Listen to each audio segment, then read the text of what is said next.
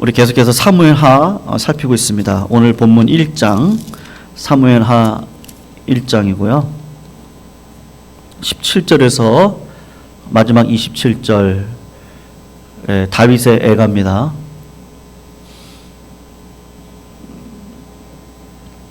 사무엘하 1장 17절에서 27절 우리 같이 교독으로 읽고 마지막 27절 같이 읽습니다. 17절 제가 읽습니다. 다윗이 이 슬픈 노래로 사울과 그의 아들 요나단을 조상하고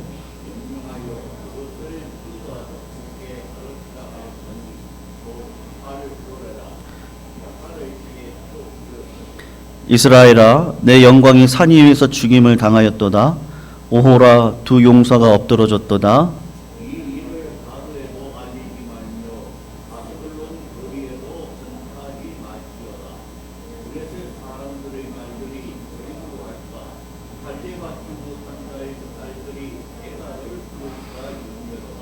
길보아 산들아 너희 위에 이슬과 비가 내리지 아니하며 재물 낼 밭도 없을지어다.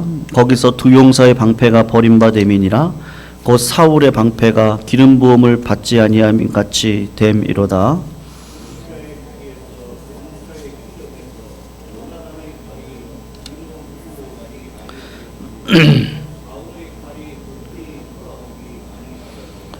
사울과 요나단이 생전에 사랑스럽고 아름다운 자이러니 죽을 때에도 서로 떠나지 아니하였도다.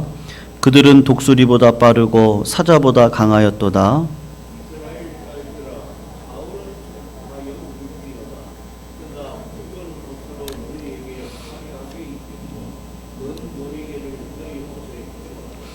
오호라 두 용사가 전쟁 중에 엎드러졌도다. 요나단이 내 산 위에서 죽임을 당하였도다.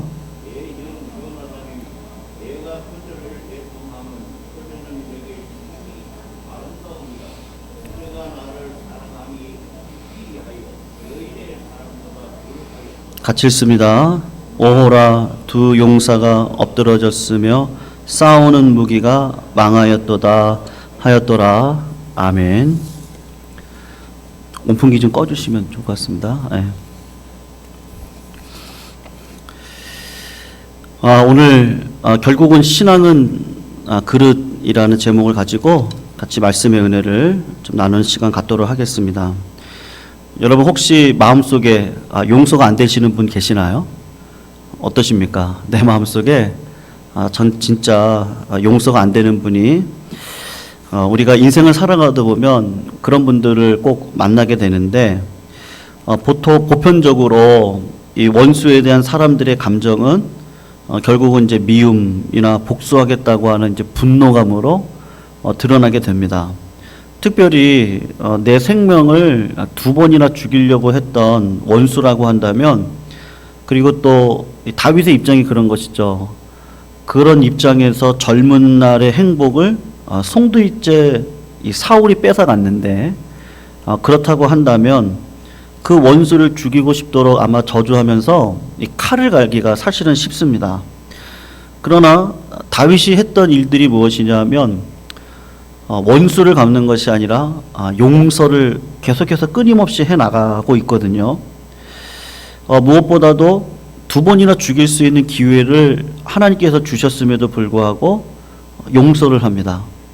그리고 우리가 지난 수요일날 살펴보았지만 사울을 죽였다고 거짓말을 했던 아말렉 청년을 처형을 시키는 일들이 벌어집니다.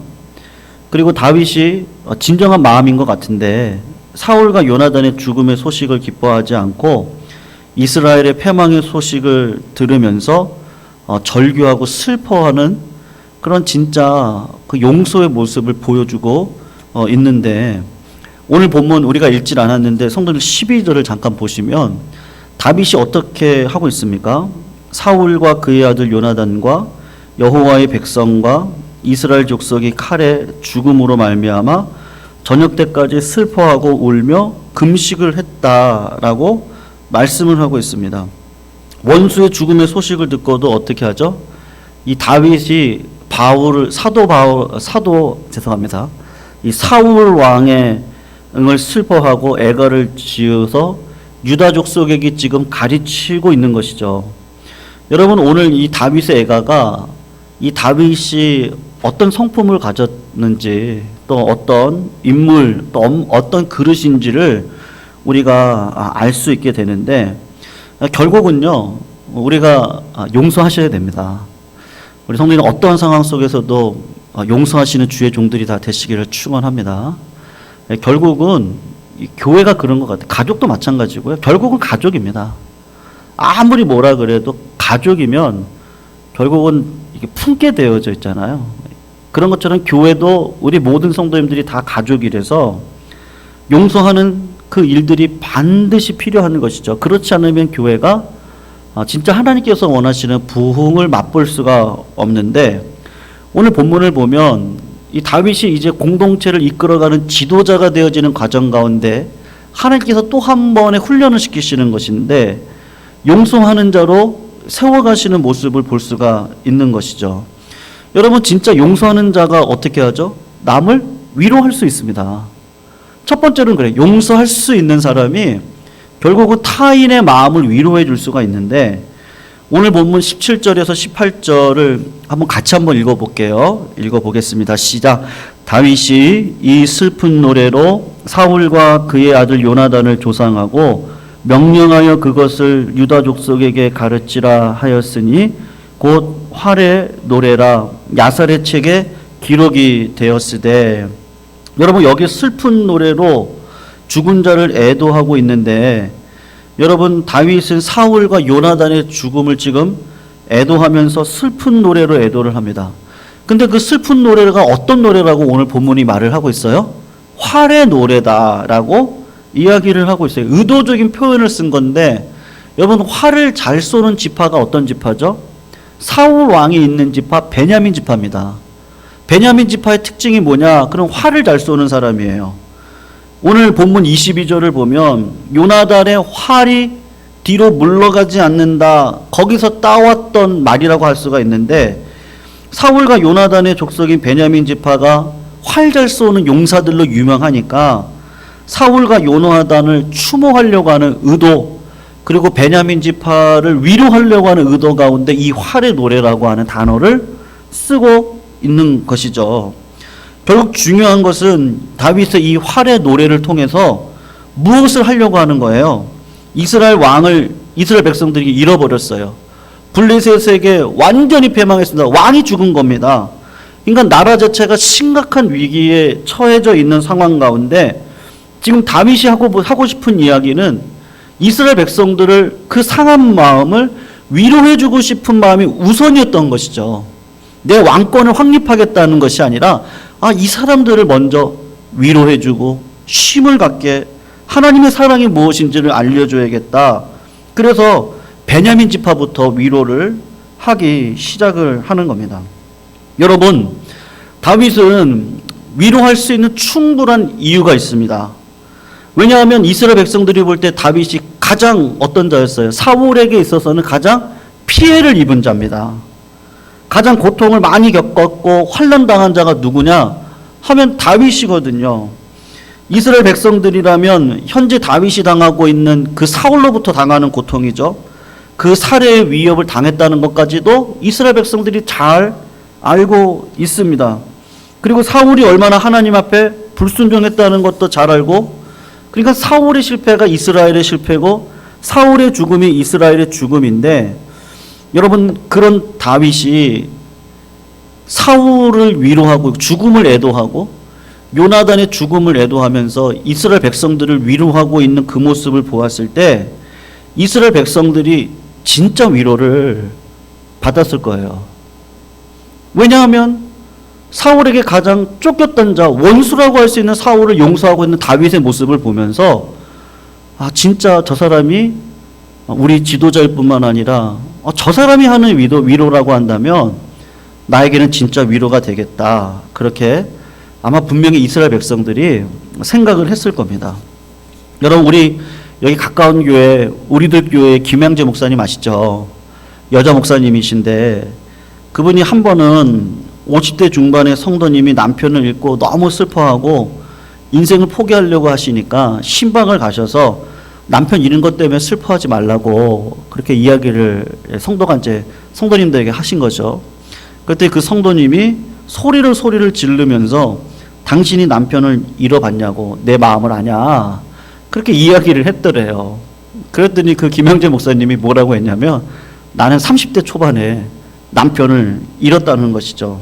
그리고 과부로 지금까지 살고 있다. 그러니까 아무 할 말이 없는 거죠. 그 다음부터는 이 목사님의 말씀을 들었다고 하는데 여러분 슬픔을 당한 자가 슬픔 당한 자를 위로합니다. 어느 누구도 감히 슬픔의 부르짐 앞에 울고 있는 그분에게 가서 위로할 수 있는 말을 할 수 있습니다. 근데 진짜 위로가 될 수 있는 사람은 누구겠어요? 똑같은 아픔을 당한 사람이죠. 제가 전에 섬겼던 젊은 부부를 그때 제가 부목사니까 우리 목사님을 모시고 가가지고 이제 이렇게 신방을 했는데 아이를 셋을 낳은 자매였어요. 여기 판교에 샀는데 이제 가서 이제 목사님이 이제 이렇게 위로를 하셨거든요. 근데 요새 젊은 부부들은 이렇게 당돌합니다. 그래서 목사님은 셋 안 낳으셨잖아요. 그렇게 이야기를 하니까 이제 목사님이 약간 이제 당황을 하셨던 적이 있었는데, 진짜 위로를 줄 수 있는 사람이 누구겠습니까? 그 상황에 처했던 자가 위로를 해 줄 수 있지 않겠습니까? 다윗도 똑같죠? 여러분, 사울 때문에 자기 아내를 빼앗겼습니다. 10년이라는 세월을 쫓겨다녔습니다. 그럼에도 불구하고 사울을 선으로 대했던 자입니다. 그런 자에게 다 죽을 것 같은 이스라엘 백성도 이제는 패망이다. 그런 백성들을 향해서 이 애도를 통해서요, 위로를 할 때 이스라엘 백성들이 분명히 위로를 받는 것이죠. 그래서 우리가 고난에 대해서 종종 이해할 수 없는 고난과 아픔들이 우리 성도님들의 삶 가운데 있지 않습니까? 그렇게 하나님께서 주시는 이유 중에 하나가 뭐냐? 오늘 본문을 통해서 보면 그런 고통을 당하는 사람들을 위로하는 위로자가 되게 하려고 하는 의도겠죠. 고통을 겪어본 사람만이 그 고통을 겪은 사람에게 위로를 줄 수 있는 것이죠. 그래서 헨리 나운이 했던 말, 유명한 말이 있는데 상처 입은 치유자라고 하는 말이 있습니다. 여러분, 이 땅을 살아가는 많은 사람들이 상처 안 입은 사람은 단 한 사람도 없습니다. 근데 어떻게 치유자가 되어지죠? 제가 목회 초년 때요, 딱 목사가 되고서 교구를 맡아가지고 신방을 딱 갔는데 어디를 갔냐면요, 그때 인천에서 사역을 할 때가 인천 지역은 이 서울에서 사업을 하시다가 망하면 부평이나 부천으로 오시고, 그리고 여기서 또 사업을 하시다가 진짜 망하면 인천까지 옵니다. 그리고 인천에서 조금 괜찮아지시면 이제 부평이나 부천 나가시고, 여기서 괜찮으면 서울로 이렇게 나가시는 그 일련의 과정 가운데 있는 곳이 인천인데, 그러니까 어렵게 사시는 분들이 참 많으시거든요. 안수 집사님의 한 어머님, 홀로 되신 어머님을 방문했는데 그냥 산 동네에 월세로 10만 원에 딱 문을 열고 들어가면 그냥 옛날 그 부엌 있잖아요. 그리고 미닫이 문으로 이렇게 하면은 방 하나 위에 이렇게 걸터서 위에 있는 그런 집에 어머니를 이렇게 모셔서 하고 있더라고요. 제 마음속에 교회 안수 집사님이신데 어떻게 어머니를 이런 데다가 모실 수 있을까? 근데 이런 생각을 했단 말이죠. 그리고 2달 정도가 흐르고서는 안수 집사님은 대진방을 가면서 방문을 했는데요. 내가 참 몰랐구나. 왜 몰랐느냐? 그 안수 집사님이 아이를 셋을 데리고 진짜 좁아 터진 집에서 살고 있는데 그 집에 도저히 어머니를 모실 수가 없는 겁니다. 그러니까 없는 돈에 10만 원이라도 이렇게 해서 월세로 어머니를 거기다가 모시고 있었던 상황이었던 거예요. 그러니까 저로서는 제가 참 얼굴이 빨개졌죠. 이런 이유가 있었는데 내가 이걸 몰랐구나. 그러니까 하나님 그런 과정을 통해서 우리를 알게 하시는 것 같아요. 사랑하는 성도님들, 우리가 이게 알면서도 안 되는 건데 판단하기가 얼마나 쉽습니까? 아마 목사처럼 판단하기 쉬운 사람이 없을 것 같아요. 교회 사역을 오래 하신 분들처럼 남을 판단하는 게 얼마나 쉬운지 모릅니다. 근데 그분의 상황, 그분의 이야기를 딱 들어보면 그럴 수밖에 없는 상황들이 얼마나 많이 있는지 모르거든요. 그러니까 결국 하나님께서 쓰시는 방법이 뭐예요? 똑같이 쓰시는 거죠. 고난이라든지 어려움, 환난 이것들을 겪게 하시고 그런 부류 같은 종류의 사람들을 만나게 하셔서 그들을 위로하게 하시고 그렇게 해서 교회를 세워가게 하시는데, 그러니까 그게 사랑의 매는띠로 하나가 되게 하시는 거 아니겠습니까? 우리 예광의 모든 성도님들이 당하는 아마 모든 아픔과 고통과 실패, 핍박, 그 모든 것들이 나중에는 다 어떤 걸로 쓰임 받을지 거예요? 다 누가 될지 모르겠지만 그분을 위로하고 사랑하고 그분을 세워주시는 그 모든 일들에 우리 성도님들이 다 쓰임 받으시기를 주님의 이름으로 축원을 합니다. 그래서 용서하는 사람이 결국은 공동체를 세울 수 있고, 결국은 용서하는 사람이 어떻게 하죠? 사람을 객관적으로 볼 수가 있는 겁니다. 오늘 이 다윗을 보면 아마 마음속에 이 사울에 대한 그래도 좀 나쁜 감정이 좀 조금이라도 있지 않겠어요? 그리고 사울이 죽었습니다. 그 후임자죠. 본인이 이제 후임이고, 전임자가 지금 어떻게 보면은 죄악을 범했기 때문에 그 죄의 결과로 죽은 거니까 얼마나 이거를 가지고 나를 추켜 세울 수 있는 일이 많지 않겠습니까? 그러니까 전임자에 대해서 단점을 말하기가 얼마나 쉬워요. 단점을 말해야 내가 올라가잖아요. 근데 한번 오늘 19절 한번 보세요, 성도님들. 19절을 보시면 이스라엘아 내 영광이 산 위에서 죽임을 당했다. 두 용사가 엎드러졌다. 그렇게 말을 해요. 23절, 24절을 보세요. 사울과 요나단이 생전에 사랑스럽고 아름다운 자다. 죽을 때에도 서로 떠나지 아니했다. 그리고 그들이 독수리보다 빠르고 사자보다 강하다. 그리고 24절을 보면 사울 때문에 이스라엘 딸들아 사울을 슬퍼하고 울지 말라. 그가 붉은 옷으로 너희에게 화려하게 입혔고 금 놀이개로 너희 옷을 채웠다. 그렇게 말씀을 하고 있습니다. 여러분, 지금 사울의 단점을 말하지 않아요. 절대 말하지 않아요. 장점만 드러냅니다. 이스라엘의 영광이라 그러고, 두 사람에 대한 최대한의 찬사가 뭐냐면 독수리같이 빠르고 사자처럼 민첩하다고 이야기를 합니다. 용맹하다고 그래요. 여러분, 실제로 그렇죠. 여러분, 블레셋과 이웃 나라들이 이스라엘을 쉽게 쳐들어오지 못하고 하게 하는 그 용맹의 기상을 누가 가지고 있었어요? 객관적으로 보면 사울과 요나단이 있었기 때문에 블레셋이 이렇게 함부로 넘어오지 못했던 것도 분명한 사실입니다. 더불어서 사울이 통치하던 시대에 경제적으로 막강했습니다. 사실 그랬습니다. 그래서 여기 본문 말씀 그대로 24절 말씀 그대로죠. 사울이 통치하던 시대에 이스라엘 딸들이, 부자들이 붉은 옷을 입어요. 금장식으로 몸을 치장할 수 있을 만큼 나라가 증진이 되어지고 번성을 누렸던 나라들인 것이죠. 여러분, 다윗의 입장에서는 사울의 단점이 얼마나 많습니까? 예, 백성을 사랑하기보다는 자기를 쫓아다녔던 자잖아요. 거기다 악령을 입었던 자잖아요. 그리고 하나님의 말씀에 결정적으로 순종하지 않았던 자입니다. 근데 사울의 장점이 뭐예요? 사울은 이스라엘 위기에 빠져서 객관적으로 보시라고요. 그러면 본인이 두려움이 없는 거 아님에도 불구하고 최선봉에 가서 전쟁터에 가서 싸우고 있습니다. 세월호 선장은 혼자 살겠다고 빠져나갔잖아요. 그런 일들이 비일비재한데 사울은 그렇지 않았거든요. 객관적으로 봤을 때 최선을 다해서 이스라엘을 지키기 위해 자기 본분을 다 하고 있는 사울의 모습이 그런 것들이 있는 것이죠. 그 바로 다윗이 바로 이런 점을 꺼내어서 백성들에게 사울 왕과 요나단이 최선을 다해서 본분을 다했다. 그렇게 말을 하고 있는 것입니다. 성도님들, 아마 인간적인 마음이면 민심을 나에게 빨리 돌아오게 하기 위해서, 자기 중심으로 모이도록 하기 위해서 아마 전임자 이 사울의 실책, 단점 공개하고 자기보다 자질이 없다는 걸 충분히 말할 수 있는 아마 좋은 기회가 분명했을 겁니다. 그래서 사울의 단점을 이야기를 하고, 사울 때문에 망했다. 이제 나를 중심으로 해서 모이자. 나로 중심으로 새 나라를 세우자. 그렇게 이야기할 수 있는데 오히려 다윗이 사울의 장점을 칭찬하면서 그의 죽음을 숭고하게 생각하게 하고 그의 죽음을 아파하게 했는데, 여러분 진짜 다윗에게 있는 마음, 그 순수한 마음이 뭐예요?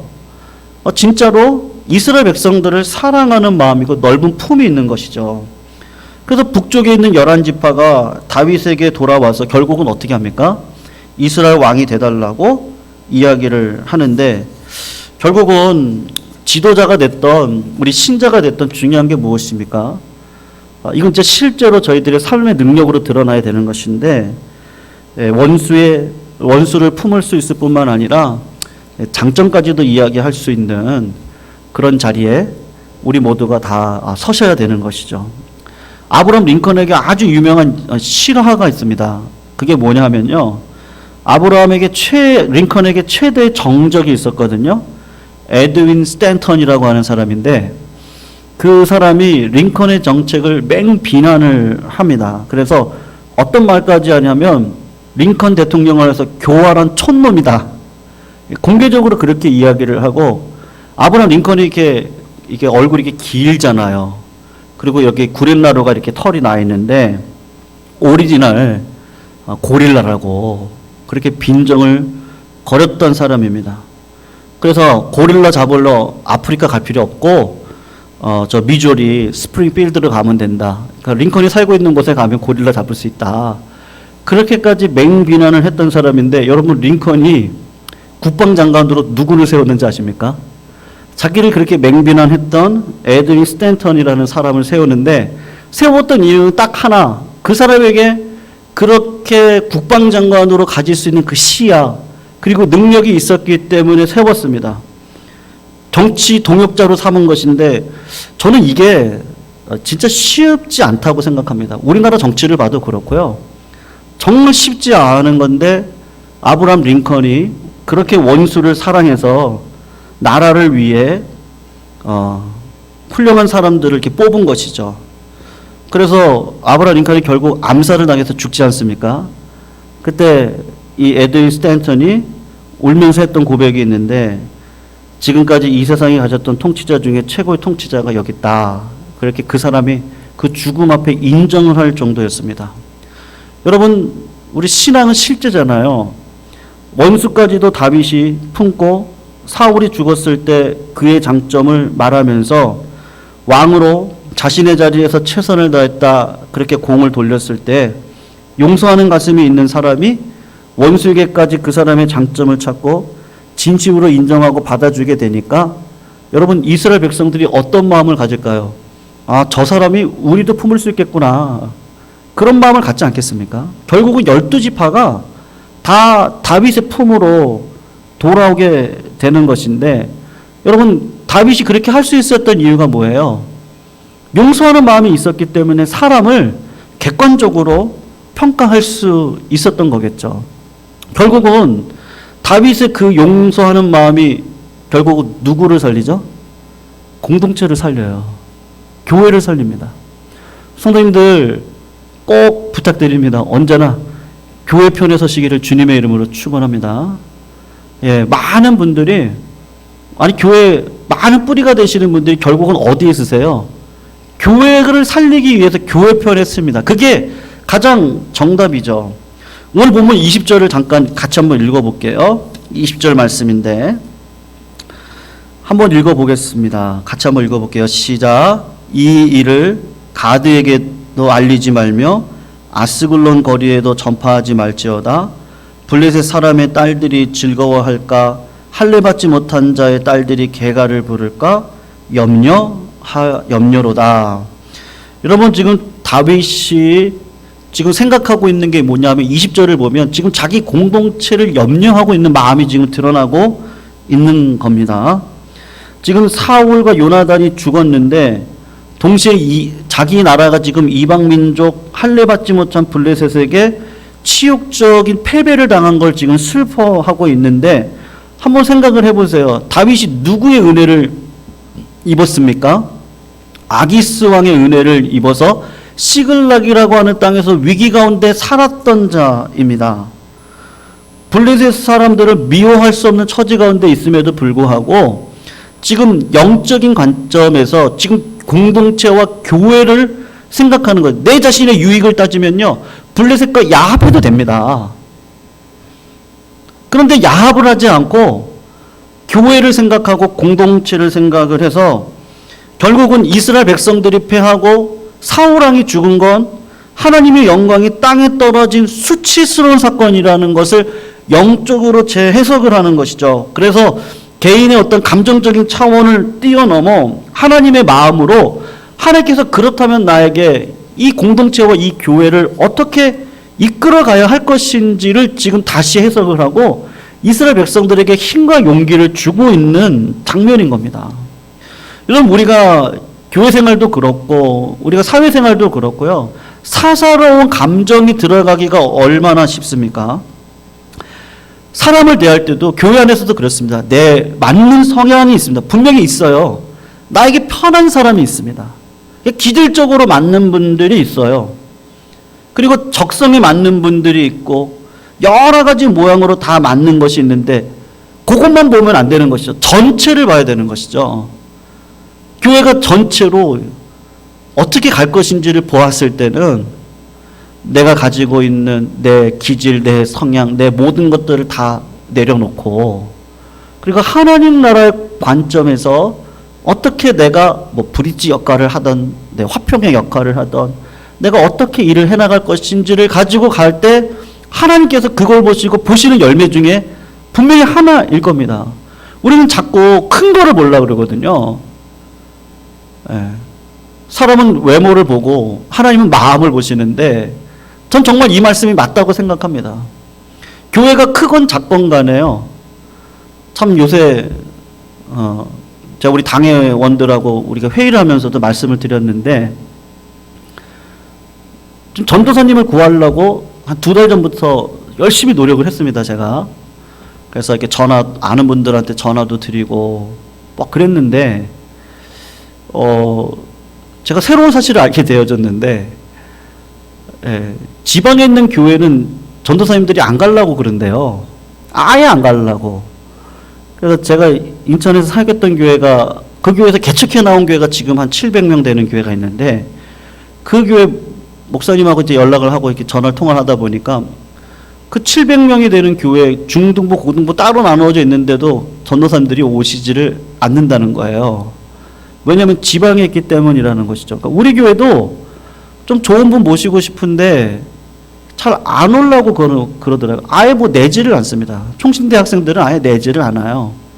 그래서 물어봤더니 1학년 때는요. 총신대 1학년 때는 신대원 1학년 때는 아예 사역을 하지 말라고 부모님들이 얘기를 한대요.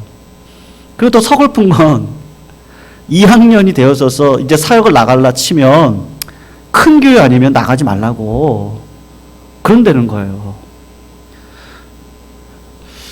여러분 요새 뭐 라떼는 이게 유행이라 그러는데요. 저 때는요. 저 때는 그냥 저도 그랬거든요. 제가 섬겼던 모교회 목사님이 처음에 보내주는 교회로 가자. 근데 그 교회가 저 기름역 지금은 재개발이 되어졌지만요. 저 삼양 저 기름 미아동 쪽인데 서울에 그 산동네입니다. 산 동네 미아역에서 한 25분을 걸어가야 돼서 올라가는 그 교회인 거기 교회인데 교회가 하나 허름하게 지어져 있는 그 교회 그냥 갔어요. 그냥 간 이유는 아무 이유 없습니다. 그냥 내가 모셨던 담임 목사님이 보내셨고 작은 교회라도 가서 순종하면 하나님께서 목회적으로 여러 모양으로 채워주신다 그런 마음으로 갔거든요. 근데 지금 교육자들은 그렇지 않는 모습을 보면서 좀 서글프다라는 생각도 들지만 참 이게 시대적으로 여러 모양으로 참 문제가 있다. 이게 하나님의 권위가 얼마나 지금 사라지고 있는지. 여러분 진짜 사람은 외모를 보는 것 같습니다. 근데 하나님 편에서 봤을 때 진짜 그 열매, 그 마음은 뭐겠습니까? 아무리 작은 교회라 할지라도요. 그 안에서 내가 맡아야 될 역할들이 있습니다. 내가 우리 교회를 세우기 위해서 하나님께서 나에게 주신 사명이 있거든요. 그거를 알면 내 기질, 내 성향 이거 다 내려놓습니다. 그리고 하나님 나라가 어떻게 세워질지를 꿈꾸고 그리고 그 자리에서 헌신하는 것이죠. 하나님이 그런 열매를 원하시죠. 그래서 성령의 열매는 뭐예요? 10,000명 되는 교회를 세웠다. 헌금이 많은 교회가 세워졌다. 그런 말씀하시지 않아요. 사도 바울도 마찬가지고 내가 몇 교회를 세웠는지 아냐? 마지막에 그 얘기하지 않고 나는 믿음을 지켰다, 선한 싸움을 싸웠다 그러는데 그 선한 싸움의 열매가 무엇이겠습니까? 하나님 보실 땐 정말로 하나님 보실 때 그 성령의 열매가 있냐? 사랑의 열매가 있으십니까? 희락의 열매가 있으세요? 어떤 상황 가운데서도 믿음을 지키고 내가 기뻐할 수 있는 능력을 갖고 살아가는 사랑, 희락, 화평케 하는 자로 서 있습니까? 어떤 상황에서? 오래 참으세요? 자비하세요? 양선이 있습니까? 충성이 있으세요? 절제가 있으세요? 하나님께서 보시는 건 그 열매지 다른 열매가 아닙니다. 근데 자꾸 우리는 이 세속적인 가치관도 들어와 있고 또 우리는 외모에 약하니까 자꾸 우리는 보여지는 것으로 판단하려고, 물론 중요해요. 생명력이 있으면 반드시 교회는 부흥합니다. 성도님 믿으시죠? 우리 교회 그렇게 될 겁니다. 근데 더 중요한 건 뭐예요? 오늘 다윗의 애가를 통해 배울 수 있는 건 다윗이 충분히 힘이 있음에도 불구하고 공동체를 생각하고 분열시키기보다는요, 오히려 전임자, 선대자를 오히려 다 세워드리고, 그리고 그분의 장점만 말씀을 드리고, 그리고 통합을 하려고 하는, 그것이 큰 나라를 세웠다 그 의미가 아니라, 그런 과정을 통해서 다윗이 진짜 하나님 앞에 서 있는 신앙으로 한 공동체를 세워가고 있구나. 제가 볼 때는 하나님이 그거를 기뻐하실 거라고 생각합니다. 성도님 믿으시죠? 그러므로 우리가 이 땅을 살아가면서 하나님께서 원하시는 열매는 성령의 열매 외에는 없습니다. 그거 외에도 또 있어요. 의의 열매도 있고 다 있습니다. 근데 그건 하나님의 성품과 관련된 열매지 어떤 외모와 관련된 열매는 절대로 아닌 것이죠. 결국 하나님의 뜻과 섭리가 있다는 걸 인정했던 다윗, 그래서 모든 것입니다. 이 모든 것이 다 내가 10년 동안 쫓겨다녔습니다. 내가 10년 동안 저 사울 때문에 사랑했던 아내와 어쩔 수 없이 이혼을 해야 되는 상황까지 벌어졌습니다. 내가 사랑했던 아내가 다른 남편에게 갔습니다. 얼마나 치욕적입니까? 그런데 그 모든 것까지도 다 잃어버리고 잊어버리고 하나님 나라와 의를 위해서 진짜 그릇이 큰 거죠. 다 통합하자. 지금부터 다시 시작하면 되지 않냐. 말씀으로 시작하면 되지 않냐. 다윗이 했던 게 뭐예요? 잃어버렸던 언약궤를 도로 가지고 오죠. 말씀의 회복을 위해서 언약궤를 도로 찾아오는 일을 다윗이 먼저 하지 않습니까? 다른 거 하지 않습니다. 멋진 성전을 짓겠다고 하지도 않고 말씀이 어린아이와 같이 자기의 모든 것들이 다 드러나는, 그렇게 춤을 춰가면서 하나님 앞에 기뻐하는 그 어린아이의 모습이 일맥상통해서 지금까지 믿음의 길이 보여지고 있는 것이죠. 그러므로 우리 성도님들, 저는 우리 성도님들께 감사를 드립니다. 왜냐하면 우리 교회에 정말로 여러 가지 일들이 많으셨음에도 우리 성도님들이 이 자리를 지켜주시고 있다는 것만으로도 정말 존경합니다. 우리 교회가 100년 대계를 꿈꾸고 걸어가야 되니까 그 일들을 위해서 성도님들 지금 있는 이 자리만으로도 얼마나 감사한지 몰라요. 하나님은 이 자리 성도님들의 기도를 통해서 반드시 역사에 가실 줄로 믿습니다. 그래서 지금 이 과정이 다 하나하나 세워져 과정인 줄 알고 오늘도 서로 용납하고 지체를 사랑하고 모든 것들을 통합해서 같이 주의 나라를 꿈꾸고 걸어갈 수 있는 그런 믿음의 종들이 다 되시기를 주님의 이름으로 축원합니다.